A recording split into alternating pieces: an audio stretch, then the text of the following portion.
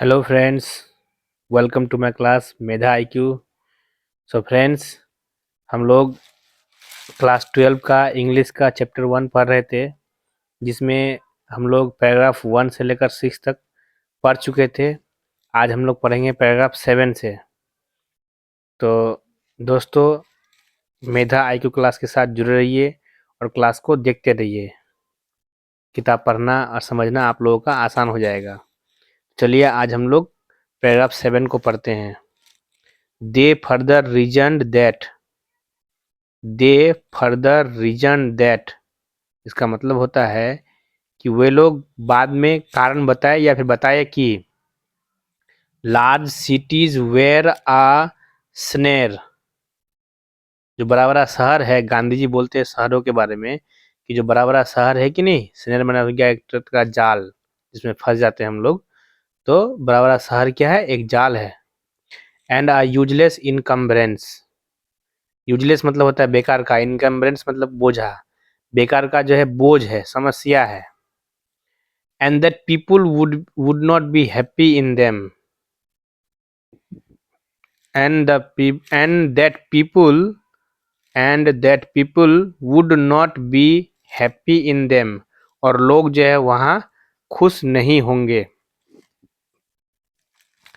That there would be gangs of thieves, वहाँ जो है चोरों का झुंड रहता है। गैंग ऑफ थीव्स मतलब चोरों का झुंड। That there would be gangs of thieves and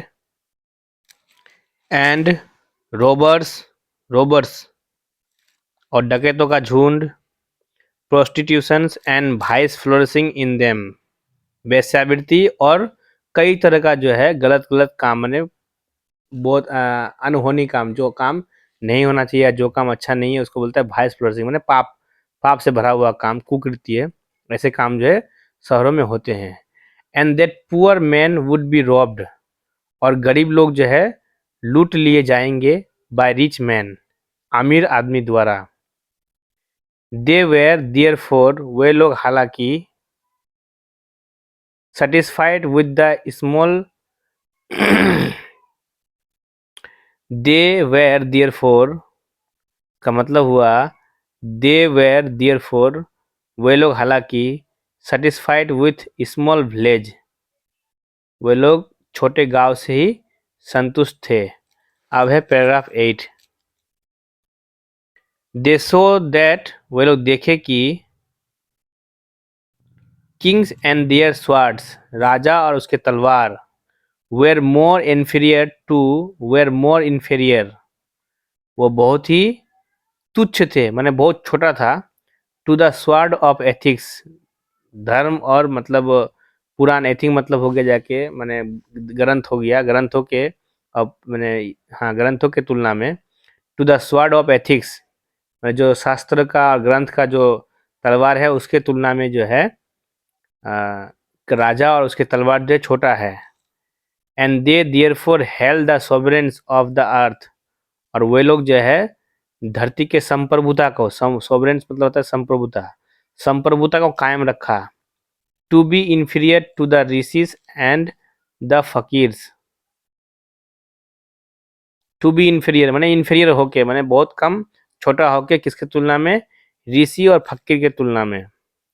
a nation, एक राष्ट्र, with a constitution like this, इस तरह के संविधान के साथ, with a constitution like this, इस तरह के संविधान के साथ, is fitter to teach others, दूसरे को पढ़ाने में ज़्यादा फिट है, than to learn from others, दूसरों से सीखने के तुलना में। गांधी जी कहते हैं कि हम लोग का जो संविधान है वो दूसरे को पढ़ाने में ज़्यादा अच्छा है उससे सीखने के तुलना में।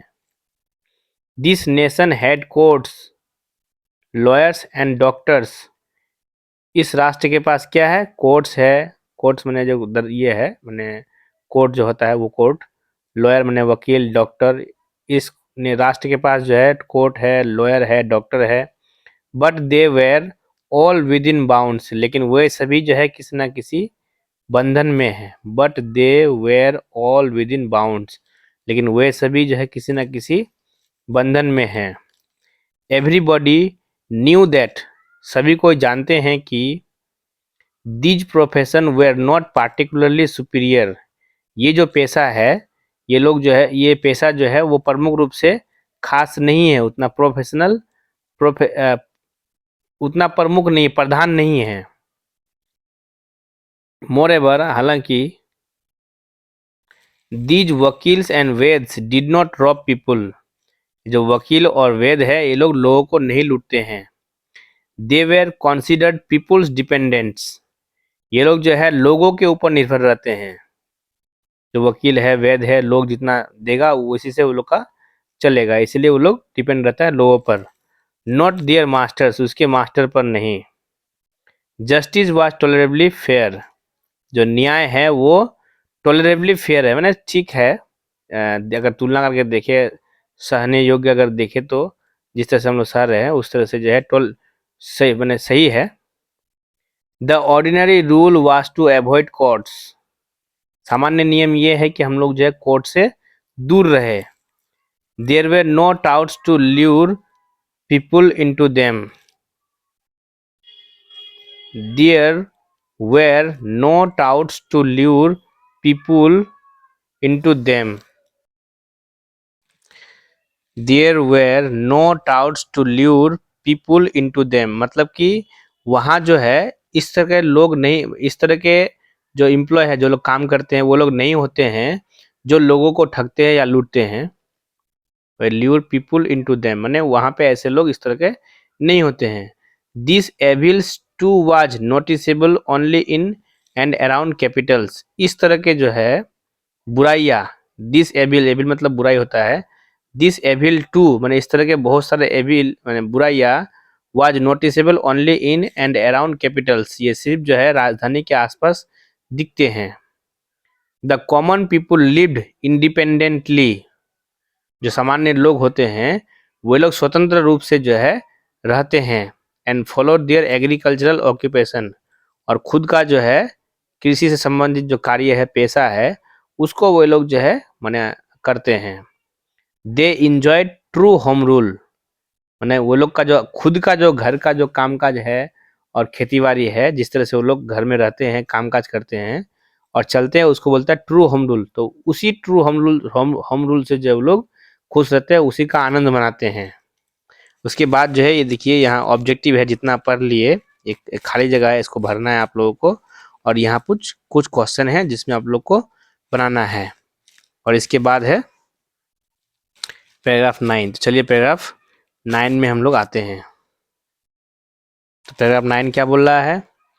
द इंडियन सिविलाइजेशन मतलब हो गया भारतीय सभ्यता, एज डिस्क्राइब्ड बाय मी, जैसा कि मैंने डिस्क्राइब किया है, मतलब मैंने बताया, डिस्क्राइब मैंने व्याख्या करना, बताना, कौन बताया? Gandhi ji. Has been so described by its votaries, votaries मतलब हो गया भक्त, इसके भक्तों द्वारा भी जो है ऐसे ही बोला गया है, जैसे गांधी जी बोला है इंडियन सिविलाइजेशन के बारे में, वैसे इसके भक्त भी बोलते हैं। In no part of the world, दुनिया के किसी भी हिस्से में नहीं, एंड अंडर नो सिविलाइजेशन, और दुनिया के किसी भी सभ्यता के अंदर नहीं है। Have all men attained perfection, Gandhi ji बोल रहे हैं कि दुनिया के किसी भी हिस्से में नहीं और किसी भी सभ्यता के अंदर नहीं है। क्या नहीं है? Have all men attained perfection, कि सभी लोग जो है परिपूर्णता माने सब तरह से जो है अच्छा चीज अवस्था को पा लिया है। तो गांधी जी कहते हैं कि दुनिया के किसी भी हिस्से में ऐसा कोई सभ्यता नहीं है जहाँ पे लोग जो है पूर्ण रूप से जो है अपना पूर्ण जो है जरूरत को, आवश्यकता को जो है पा लिया है। The tendency of Indian civilization, Bharat के सभ्यता का जो रवैया है, is to elevate the moral being, इसका रवैया क्या है? इलेवेट माने बढ़ावा देना, किसको? मोरल बीइंग को, माने नैतिकता को बढ़ावा देना। इसका रवैया है क्या करने का? नैतिकता को बढ़ावा देने का। That of the western civilization is to propagate immorality, वही अगर हम लोग देखते हैं पश्चिमी सभ्यता के बारे में, that of the western civilization is to propagate, propagate मतलब बढ़ावा देना, इसका भी मतलब बढ़ावा देना ही होता है, पीछा करना या बढ़ावा देना। तो वैसे ही जो है पश्चिमी सभ्यता का जो रवैया है वो क्या है? इमोरलिटी, अनैतिकता को बढ़ावा देना, माने भौतिकता को बढ़ावा देना। द लेटर इज गॉडलेस, वे लोग जो है क्या गॉडलेस है, माने भगवान पर जो है आस्था नहीं रखते हैं, उसको मानते नहीं हैं। The former is based on a, आगे बढ़ते हैं।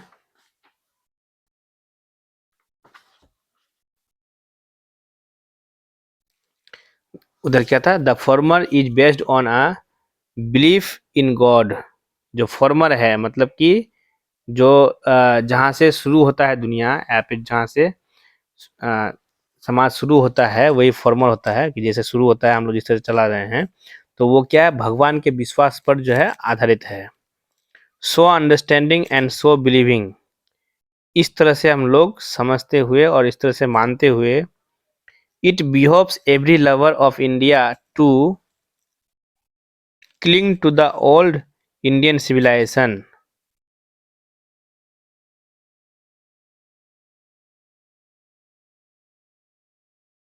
क्या होगा, so understanding and so believing, माने ऐसा समझते हुए और ऐसा विश्वास करते हुए, it behoves every lover of India to cling to the old Indian civilization.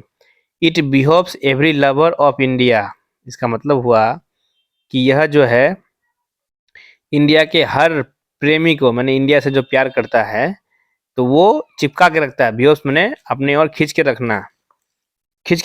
It behoves every lover of India, यह क्या करता है, आकर्षित करता है भारत के सभी प्रेमी को, to cling to the old Indian civilization, जो प्राचीन सभ्यता है उससे चिपके रहने के लिए। Even as a child cling to the mother's breast, जिस तरह से माँ जो है जिस तरह से जो है बच्चे, even as a child clings to the mother's breast, जिस तरह से बच्चे जो है माँ के सीने से लगे रहते हैं उसी तरह से। तो गांधी जी कहते हैं कि ये जो गुण है हम लोग का भारतीय सभ्यता का, ये जो है इसके सभी प्रेमी को अपने ओर खींच के रखते हैं और इसको चिपकाए रखते हैं प्राचीन सभ्यता से, जिस तरह से छोटा बच्चा जो है माँ के साथ चिपक के रहता है। पैराग्राफ 10 देखते हैं। I am no hater of the west, Gandhi ji कहते हैं कि जो पश्चिमी सभ्यता है, वेस्ट मतलब पश्चिमी सभ्यता, मैं आई एम नो हेटर, मैं जो है नफरती नहीं हूँ। I am no hater of the West, मैं पश्चिमी सभ्यता का नफरत करने वाला नहीं हूँ। I am thankful to the West, मैं कृतज्ञ हूँ, मैं बहुत ही धन्यवाद देता हूँ पश्चिमी सभ्यता का। For many a things I have learned, किसके लिए, मैंने इससे जो है बहुत कुछ सीखा है, इसके लिए मैं धन्यवाद देता हूँ। I am thankful to the West, मैं अ, पश्चिमी सभ्यता का जो है धन्यवाद देता हूँ। For many a things I have learned, जिससे मैं बहुत सारा चीज सीखा हूँ। फ्रॉम वेस्टर्न लिटरेचर, पश्चिमी साहित्य से।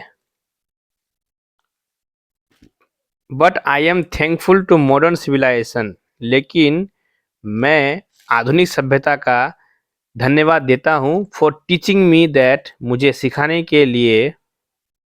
If I want to India to rise, यदि मैं भारत को, if I want to India, if I want to India to rise, यदि मैं भारत को सिखाना चाहता हूँ या उठाना चाहता हूँ। If I want India to rise, यदि मैं भारत को ऊंचा उठाना चाहता हूँ या बढ़ाना चाहता हूँ। टू इट्स फुलेस्ट हाइट, इसके सर्वोत्तम ऊंचाई पर।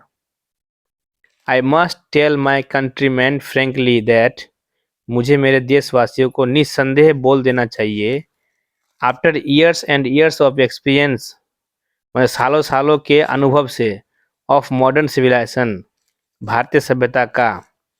I have learned one lesson from it, मैंने इससे एक पाठ सीखा है।